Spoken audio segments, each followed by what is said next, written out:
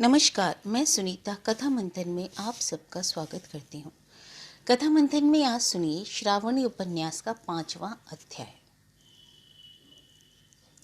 श्रावणी खिलखिलाकर हंस पड़ी। ऐसा लगा मानो बहुत दिनों से बंद किसी खिड़की का पल्ला अचानक खुल गया हो और धूप की किरणें चंद्रपीड़ के चेहरे पर भी पड़ रही थी।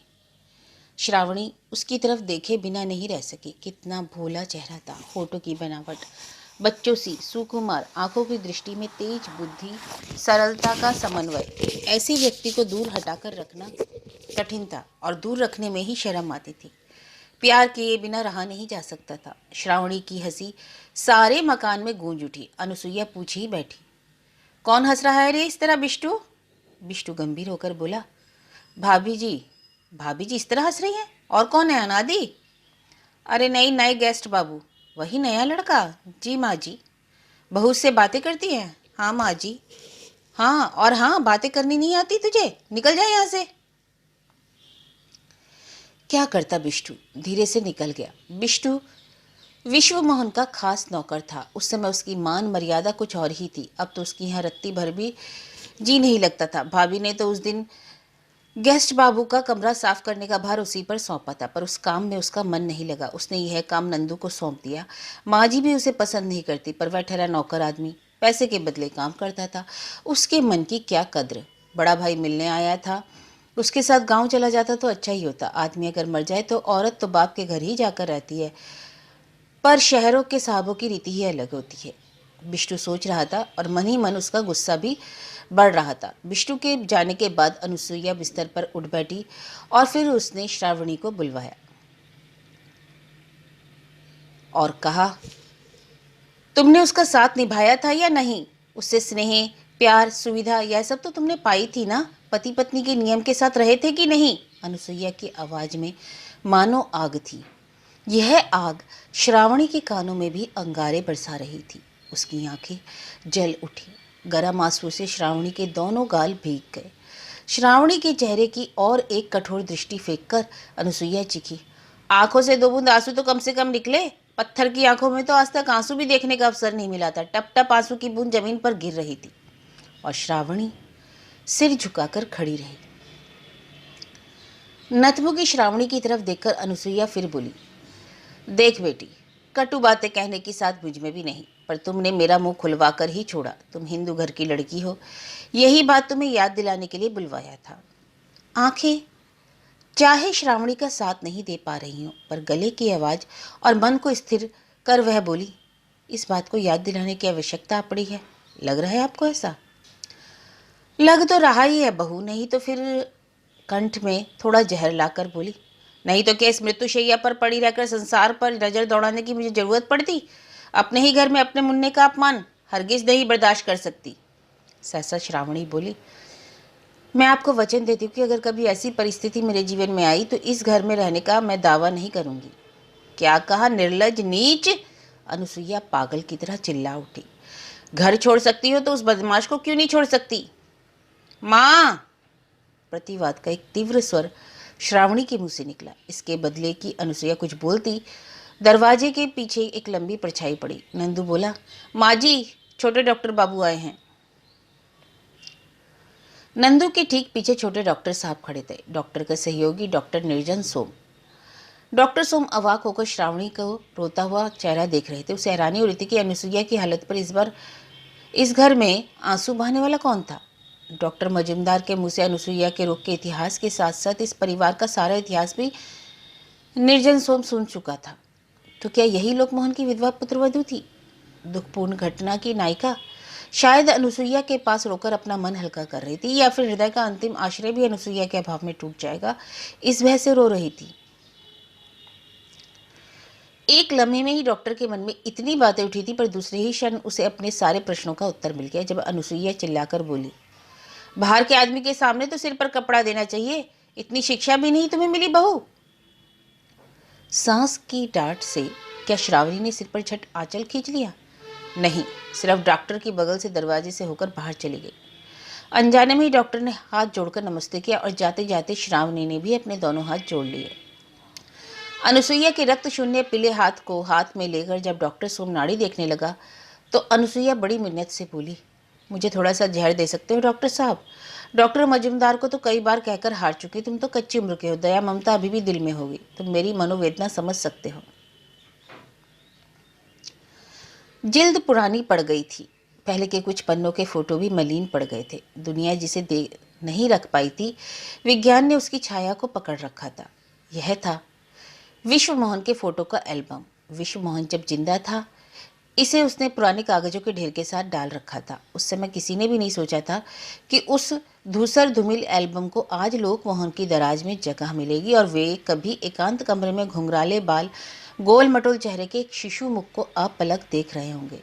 विश्व मोहन को हर उम्र के कितने ही फोटो लगे थे इस एल्बम में। उपनयन और मुंडन के समय के फोटो भी उससे चिपके हुए थे। वे बहुत देर तक उस एल्बम को देखते रहे, आंखें भर रहे थे, भर आई। कुर्ते की आस्तीन से उन्होंने आंखें पोंछ डाली। क्या लोकमोहन आज विश्वमोहन के आगे माफ़ी मांग रहे थे या फिर उसे किसी चीज़ की स्वीकृति मांग रहे थे? लोकमोहन के सदा ओजस्वी चेहरे पर आज बुढ़ापे की छाप स्पष्ट थी। बार बार उनकी आंखों में आंसू आ रहे थे। दरवाजे के बाहर किसी चीज की आहट हुई। इतनी रात गए कौन हो सकता है? उन्होंने घड़ी की तरफ देखा, 12:15 बज रहे थे। जरा गला खंकार कर पूछा, कौन है? अनादि बोला, हम लोग हैं मामा जी।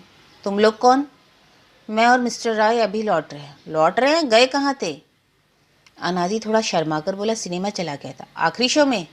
जी, मिस्टर राय ने एक रात को प्रस्ताव रखा कि मेट्रो में एक अच्छी फिल्म चल रही है। ठीक है, जाओ। अनादि चला गया। उसका कार्य सिद्ध हो चुका था। जूता घिसने का उद्देश्य सफल हो गए थे। केवल अनादि ही नहीं, भले मानस मिस्टर रॉय भी लोकमोहन के साथ थोड़ा मजाक कर सकते थे। लोकमोहन को यह जानना चाहिए। अनुसुईया हर समय अपने को अभागिन कहकर कोसती रहती थी। क्या सच में वह कोई गलती कर रही थी? अभागिन अगर ना होती तो क्या इतने गहरे दुख में भी किसी की सहानुभूति नहीं मिलती? ना घर में, ना ही बाहर। उसकी कहीं कोई नहीं सुनता था। नहीं तो यह नया डॉक्टर उसके दुख को समझने की चेष्टा नहीं करता। उसे छोड़कर वह तो उल्टे अनुसुईया की विधवा बहू के लिए सोचने विचारने बैठ गया। और सच में निर्जन सोम सोच रहा था, क्या नाम हो सकता है उसका? पूर्णिमा की ज्योत्सना की भांति उज्जवल और स्निग्ध उस लड़की का नाम क्या होना उचित रहेगा? और उसे किस बात का कष्ट था, क्या परेशानी थी? देखकर तो ऐसा लगता था कि जहाँ जाने पर उसके मन का दुख थोड़ा कम हो जाए, ऐसा भी कोई आश्रय नहीं था उसके पास। लेकिन क्यों? अनुसुईया को देखने के लिए उस घर में तो उसे रोज ही एक बार आना पड़ेगा। क्या फिर उससे कभी भेंट होगी? में पड़ा चंद्रपीड़ भी श्रावणी के बारे में ही सोच रहा था। किसी आवेग के कारण ही श्रद्धा मिश्रित प्यार से वह सोच रहा था कि कब कब रात बीतेगी और वह रात आज के अभियान के बाद दीदी से कह सकेगा। कैसे चुप चुप वह और अनादि सिनेमा देखने निकल पड़े थे और लौटते समय अनादि की गलती से पकड़े गए थे। जब तक वह दीदी से यह सब बड़ा चढ़ाकर कहना दे, चंद्रपीड़ को नींद नहीं आएगी। इस परिवार में आने से पहले लोकमोहन के मुंह से वयस्का अविवाहित लड़की की बात सुनकर मन में जो कौतूहल का भाव जगा था, वह अनादि से घर का सच्चा इतिहास सुनकर मिट गया था। चंद्रपीड़ का स्वभाव ही ऐसा मीठा और सरल था कि दूसरे आदमी पर उसे बरबस प्यार और श्रद्धा हो जाती। अनादि को भी वह बहुत मानता था और बिष्टू या नंदू के प्रति भी स्नेह भाव रखता था। लोकमोहन ने से उसे डर लगता था, पर इसके बावजूद वह उन्हें बहुत मानता। जीवन की इतनी बड़ी क्षति का बोझ जो नीरव होकर ढो रहे हैं, उन्हें श्रद्धा किए बिना कैसे रहा जा सकता है? तो फिर इस घर के सभी व्यक्तियों को तो चंद्रपीड़ प्यार और श्रद्धा करता था, तो फिर श्रावणी को भी मन में वह कैसे नहीं जगा देता? इस प्रकार दोनों के बीच एक मधुर और निष्पाप स्नेह का बंधन मजबूत होता जा रहा था। श्रावणी सुंदर थी, उसमें यौवन की गरिमा थी। चंद्रपीड़ हट्टा कट्टा पूर्ण युवक। और फिर चंद्रपीड़ का स्वभाव ही कुछ ऐसा था कि जैसे ही उसने सुना कि श्रावणी विधवा है और वह लोकमोहन की पुत्रवधू है, उसी पल से उसने श्रावणी को अपने मन में श्रद्धा के ऊंचे आसन पर बैठा दिया। और श्रावणी भी चंद्रपीड़ को अपने से छोटे के अलावा और कुछ नहीं सोचती थी। इसलिए जिस दिन चंद्रपीड़ ने सहसा उसे दीदी कहकर पुकारा, श्रावणी शांत सुंदर सी मुस्कुराहट के साथ बोली, चलो अच्छा हुआ भाई, मैं भी तुम्हें नाम लेकर पुकारा करूंगी। आप और जी कहने में जरा अच्छा नहीं लगता। यह बात लोकमोहन नहीं जानते थे। और चूंकि चंद्रपीड़ भी मुश्किल से ही कभी लोकमोहन के सामने आता था और हमेशा उनसे नज़र बचाकर भागता फिरता था, इसलिए उन्हें पता भी नहीं चला कि कौन किसको क्या कहकर पुकारता है। इसलिए श्रावणी के मुंह से चंद्रपीड़ का नाम सुनकर उनके मन को थोड़ा धक्का पहुंचा था। श्रावणी के मुंह से चंद्रपीड़ का नाम सुनकर उनके मन में थोड़ा धक्का पहुंचता। ऐसा क्यों होता था? यह तो लोकमोहन स्वयं भी नहीं बता सकते। शायद उन्होंने जैसा सोच रखा था ठीक उस रूप में सब कुछ आगे नहीं बढ़ रहा था, या फिर स्नेह, ममता, सहृदयता और प्रगतिशील हृदय के साहसी संकल्प के बीच भी मन का चिराचरित संस्कार उन्हें पीड़ित कर रहा था। यह संस्कार वही था जो विधवा नारी को दूसरे पुरुष पर आसक्त देखने पर आहत उठता था। पारिवारिक मर्यादा की हानि हो रही है सोचकर ऐसा कठोर रूप धारण कर लेता है जो संस्कार, वृद्धि और युक्ति को अस्वीकार कर विरोध कर उठता है। यह क्यों? कदापि नहीं। इसलिए लोकमोहन धीरे धीरे चंद्रपीड़ के प्रति कठोर होते गए। चंद्रपीड़ सरल चित्त का भोला भाला इन गूढ़ बातों को बिना सोचे समझे और भी उनकी नजर बचाकर चलता और कहता, बाबा उनको देखने से तो मुझे डर लगता है, जैसे कि मैं कोई मुजरिम हूँ।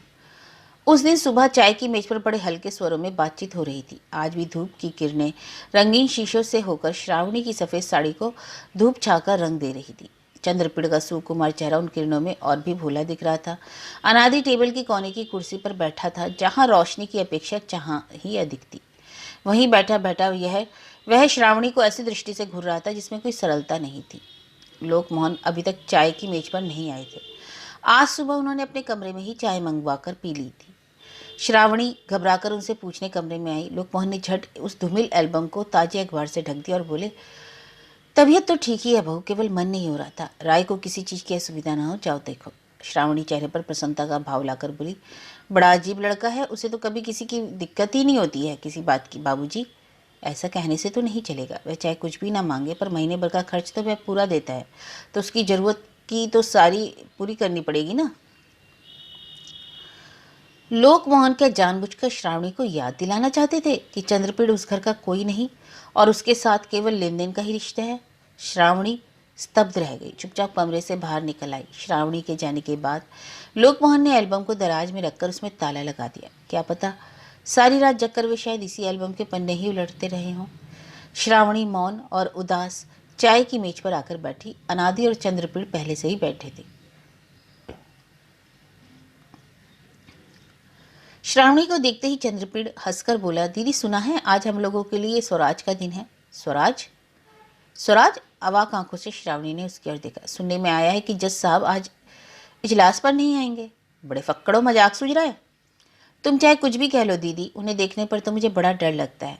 अनादि बोला, पर मामा जी तो आप पर काफी मेहरबान है ना, देखिए ना कल रात की बात तो रहने दीजिए अनादि बाबू, कहकर चंद्रपीड़ ठाका मारकर हंस पड़ा। कल आपने ऐसी बेवकूफ़ी की। जानती हैं दीदी, कल रात को मैंने अनादि बाबू को सुझाया कि मेट्रो में एक दिन के लिए एक अच्छी फिल्म लग गई, सो चला जाए। अनादि बाबू घबरा गए, बोले लाश शो? बाप रे, मामा जी के कमरे में आगे से ही लौटना पड़ेगा। मैंने उन्हें हिम्मत बंधाई, कहा जज की आंखों के सामने रहकर ही अगर चोरी नहीं कर सके तो फिर वाहवाही किस बात की। पर जब लौटे तो देखा उनके कमरे की बत्ती जल रही है। मैं तो खुद डर के मारे ठंडा पड़ गया। बड़े बहादुर हो, दाद देती हूँ। वाह, थोड़ा भी डर नहीं लगेगा दीदी। खैर मैं तो चुपचाप बरामदा पास कर गया। अनादि बाबू का ठीक उन्हीं के दरवाजे के सामने जूता फिसल गया। बस फिर क्या था, अंदर से गरजने की आवाज आई, कौन है वहां? आवाज सुनते ही मैं तो सीधा अपने बिस्तर पर जाकर धम से पड़ गया और सपने में अनादि बाबू की दुरावस्था की कल्पना करने लगा। जिरह के आगे बेचारे अनादि बाबू। श्रावणी कोमल थी, स्वभाव भी मृदु, पर वह क्या कभी तीखी नहीं बन सकती थी? अनादि के प्रसंग पर श्रावणी तीखेपन से ही बोली, हो सकता है चंद्रपीड़ की इस जिरह को जरूरत हो। इसका अर्थ डांट सुनना भी कोई जरूरी काम है? लोकमोहन अपने कमरे में चहलकदमी कर रहे थे। चंद्रपीड़ उनके सामने एक कुर्सी पर बैठा हुआ था। चहलकदमी छोड़कर अचानक लोकमोहन बोल पड़े, तुम्हें बहुत देर से बैठा रखा है ना? छूट नहीं थी। चंद्रपीड़ को नौकर से कहकर उन्होंने अपने कमरे में बुलवाया था, पर कुछ कहे बिना ही केवल उसे बैठाकर खुद चहलकदमी करते रहे थे। अपने को समय के हाथों में छोड़कर चंद्रपीड़ भी चुपचाप बैठा रहा। सोचने लगा, यह किस बात की भूमिका बांधी जा रही है। विदा करने की सुबह तो बड़े नाराज दिख रहे थे, लगता है हम लोगों का हंसी मजाक उन्हें पसंद नहीं आया। ऐसा लगना स्वाभाविक भी था। चंद्रपीड़ एक बंगाली हिंदू परिवार का लड़का था। उसे मालूम था इस तरह की बंधन मुक्त हंसी को लोग अच्छा नहीं मानते। लेकिन चंद्रपीड़ मन ही मन सोच रहा था, यहाँ तो यह बात ही नहीं उठनी चाहिए। क्या मिस्टर गुप्ता जैसे प्रगतिशील व्यक्ति भी उसी चिर संस्कार को ही मान्यता दे बैठेंगे जो व्यक्ति अपनी मर्जी से किसी गैर पुरुष को केवल घर में ही नहीं बल्कि मन में भी जगह दे बैठे थे, जिन्होंने स्वयं आग्रह दिखाकर अपनी विधवा पुत्र वधू से उसका परिचय करवाया था। आज उन्हीं में यह कैसा परिवर्तन? और फिर श्रावणी का परिचय उन्होंने अपनी विधवा पुत्र वधू के रूप में तो करवाया नहीं था। उस दिन तो असतर्कता से मैं उनके मुंह से बहू का संबोधन एकाएक निकल पड़ा था। खैर जो भी हो, परिचय तो उन्होंने ही करवाया था। चंद्रपीड़ यही सोचकर परेशान हो रहा था कि लोकमोहन जैसे उदार व्यक्ति मामूली हंसी और मजाक का दृश्य भी बर्दाश्त नहीं कर पाए। यह कैसी बात थी? उसे मालूम नहीं क्यों बुलाया गया था, नाराज थे, यह तो उनका गंभीर मुखड़ा ही बता रहा था। चंद्रपीड़ कभी कभी अधिक रात गए लौटता था, उसी के बारे में पूछताछ करना चाहता। यह बात दिमाग में आते ही वह गुस्से में सिर से पैर तक गर्म हो उठा। इतने में कितने भी सीधे और सरल स्वभाव का व्यक्ति हो, गुस्सा तो आ ही जाता है। पर लोकमोहन ने दूसरा ही प्रस्ताव रखा कि मैं कुंवारी कन्या की ही तरह अपनी बहू का विवाह प्रस्ताव देना चाहता हूं। आज मैं तुम्हारे सामने यह प्रस्ताव रख रहा हूं। मैं चंद्रपीड़ को लगा यह एक बहुत बड़ी पहेली थी। एक तो श्रावणी के पुनर्विवाह का समाचार ही इतना आकस्मिक था कि उसे ही सहने के लिए समय चाहिए था, फिर उस पर यह विचित्र प्रस्ताव। लेकिन चंद्रपीड़ कौन होता था कि उससे यह सब पूछा जा रहा था। चंद्रपीड़ के नम्र स्वभाव से कहा, मैं आपकी बात नहीं समझ सका। समझ नहीं पा रहे हो? लोकमोहन की भौं तन गई। बोले, नहीं समझने लायक तो कोई बात नहीं। क्या तुम अपने मन को तैयार नहीं कर पाए? किस बात के लिए मिस्टर गुप्ता? विवाह के इस प्रस्ताव के साथ क्या तुम अपने को जुड़ा हुआ नहीं समझते? मुझे माफ कीजिए मिस्टर गुप्ता, सच में से मैं कुछ नहीं समझ पा रहा हूँ। इस विवाह में मैं क्या कुछ मदद कर सकता हूँ? लोकमोहन ने चंद्रपीड़ की तरफ एक तीक्ष्ण दृष्टि से देखा, मानो जानना चाहते हो कि चंद्रपीड़ वाकई में अबोध है या चतुर शिरोमणि जो सारी बातें स्पष्ट रूप से उन्हीं की जबान से सुनना चाहता है। लोकमोहन बोले, विवाह के मामले में सबसे बड़ी मदद तो तुम ही कर सकते हो यंग मैन। फिर अपने स्वर को स्वाभाविक और संयत करके बोले, यह विवाह तो तुम कर सकते हो, लड़की तो बुरी नहीं है।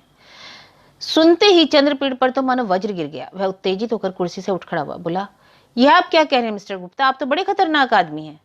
राय, तीव्र स्वर में लोकमोहन गरज उठे, शायद तुम भूल रहे हो कि तुम किसके सामने खड़े हो। भूला नहीं हो मिस्टर गुप्ता, पर हाँ अपसेट जरूर हो गया हूं। अपसेट? क्यों? यह तो स्वाभाविक है, मैं मानता हूं। हम चाहे कितने भी उदार बनने की कोशिश क्यों ना करें, अभी तक हमारे मन में विधवाओं के प्रति उपेक्षा का भाव जमा हुआ है। इसलिए संभवतः कुंवारी लड़की के बदले विधवा की बात सुनकर तुम चौंक गए हो। तुम्हारे उत्तेजित होने के कारण मैं समझ सकता हूँ। फिर आवाज में आंतरिकता लाते हुए लोकमोहन बोले, उम्मीद करता हूँ इस संकोच से तुम तुरंत जल्दी ही मुक्त हो जाओगे। चंद्रपीड़ नम्रता के साथ बोला, मैं विधवा की बात सुनकर नहीं चौंका मिस्टर गुप्ता। यह मेरे लिए कोई आकस्मिक समाचार नहीं था। जिस दिन मैं इस मकान में आया था, दूसरे दिन ही अनादि बाबू ने मुझे इस बात से अवगत करा दिया था। अनादि? लोकमोहन ने अचरज से पूछा। हाँ मिस्टर गुप्ता, किसी उद्देश्य से नहीं, बल्कि ऐसे ही दुख में बोल गए थे। आपके साथ इस तरह बातचीत करने के लिए आप मुझे माफ कीजिएगा, पर क्योंकि बातें ही इतनी स्पष्ट रूप से हो रही हैं, इसलिए साहस के साथ ही आपको बता रहा हूं कि प्यार का एक ही अर्थ नहीं होता। आपके साथ इस तरह बातचीत करने के लिए आप मुझे माफ कीजिएगा, पर मैं उन्हें अपनी बहन, अपनी बड़ी दीदी के रूप में देखता हूं। इसलिए साहस के साथ ही आपको बता रहा हूं कि प्यार का अर्थ एक ही नहीं होता। सेंटिमेंटल बॉय, लोग मैंने एक हंसी मुंह पर लाकर बोले, तुम्हारी लिए दुनिया को जानना भी बाकी है, पर रहने दो ये बात। लेकिन तुम यह भी तो हो सकता है कि तुम्हारी वह दीदी ही तुम्हें अपने छोटे भाई के रूप में नहीं देख रही हो। मेरा विश्वास है देखती है। चंद्रपीड़ दृढ़ता के साथ बोला, तुम्हारा विश्वास गलत नहीं हो सकता। इसका क्या प्रमाण? गलत है, इसका भी तो कोई प्रमाण अब तक मिला नहीं मिस्टर गुप्ता। पर लड़कियां थोड़ी दब्बू स्वभाव की होती ही हैं, लोकमोहन बोले। हर मामले में नहीं मिस्टर गुप्ता, पर रहने भी दीजिए इन बातों को। उनके संबंध में इस तरह की आलोचना से मैं एक थकावट से अनुभव कर रहा हूँ। चंद्रपीड़, पहली बार लोकमोहन ने नाम लेकर संबोधित किया। बोले, मैं तुम्हें कहता हूँ चंद्रपीड़ की वह तुम्हें मानती है। पति की यादगार उसके लिए इतने कम दिनों की है कि इस प्यार से मैं स्वयं भी कोई दोष नहीं देखता। She is a young girl, सुंदर है, स्वस्थ है। मेरा पुत्र और उसका पति चल बसा केवल इसीलिए उसके हृदय की भी सारी वृत्तियां सूख गई। यह कैसे संभव हो सकता है? पुरुष की आंखों में आंसू थोड़े अजीब लग सकते हैं, पर ना जाने क्यों चंद्रपीड़ की आंखों में पानी भर आया, गला रूंध गया और उसी रूंधी आवाज में वह बोला, शायद संभव नहीं। आप ठीक ही कहते हैं। शायद उनके हृदय की सारी वृत्तियां उतनी ही कोमल है, पर मुझे इस विवेचना में शामिल होने का आदेश मत दीजिए। मुझे बड़ी ग्लानि हो रही है। राय, लोकमोहन चंद्रपीड़ के कंधों पर अपने हाथ रखकर बोले, तुमने पहले से ही हिंदू विधवा के पवित्र आदर्श के सेंटिमेंट से इस विषय को देखा है। तुम्हारे संकोच का कारण भी यही है। एक तरुणी लड़की, तुम उसे दीदी के रूप में देखोगे, इससे अधिक अवास्तविक कल्पना और क्या हो सकती है। वह मेरी पुत्रवधू है, मेरा वह पुत्र मर चुका है। मेरी मानसिक स्थिति खैर यह समझाने का सामर्थ्य इस समय तुम में नहीं, फिर भी मैं इसे अपना कर्तव्य मानता हूँ। उसका विवाह मैं करूंगा ही। I like you my boy. तुम्हारे जैसे शिशुवील लड़के के हाथों में उसका हाथ दे सका तो। चंद्रपीठ पीड़ा से भरे स्वर में बोला, ग्रह मेरे लिए अत्यंत ही असंभव बात है मिस्टर गुप्ता। आपकी यह बात उनके कानों में पहुंचने पर मैं शायद उनके सामने अपना चेहरा भी न दिखा सकूं। आप मुझे सोचने का समय दीजिए। मैं यद्यपि कोई नया उत्तर दे पाऊंगा यह आशा मैं नहीं करता। दे सकोगे चंद्रपीठ, मैं कहता हूं तुम इसका जवाब दे सकोगे। कहते कहते लोकमोहन फिर चहलकदमी करने लगे। फिर बोले, ठीक है, मन पक्का करने के लिए 2 दिन का समय और ले लो। भावनाओं से परे खुले मन से सोच कर देखना। अच्छा, गुड नाइट। आशा करता हूँ सुगध नींद में बाधा नहीं होगी।